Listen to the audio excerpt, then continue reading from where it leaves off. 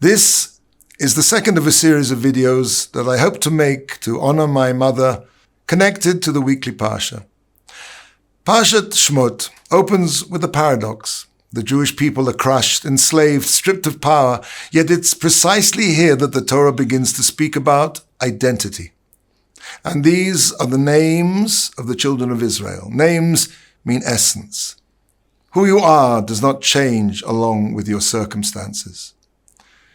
My mother, may I be an atonement for her resting place, had something very rare. She knew exactly who she was. People said that when she walked into a room, she lit it up. She had a regal presence, like being in the company of royalty. And yet she came from the humblest of beginnings, Bethnal Green, East London, poverty, illness, fear. But none of that defined her. Galut, Golus, exile, is not just about suffering. It's about the confusion of identity.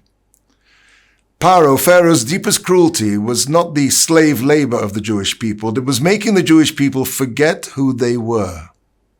When a person no longer knows who he is, he becomes easy to control.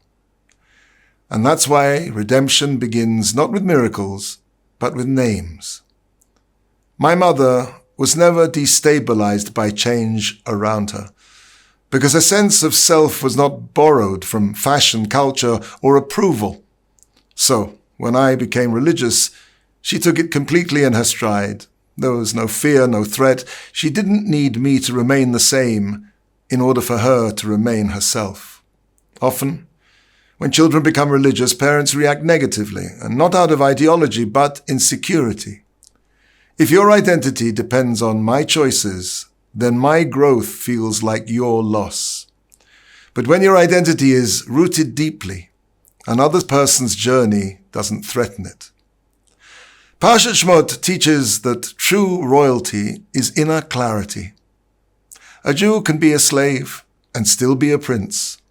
A woman can grow up in hardship and still carry herself like a queen.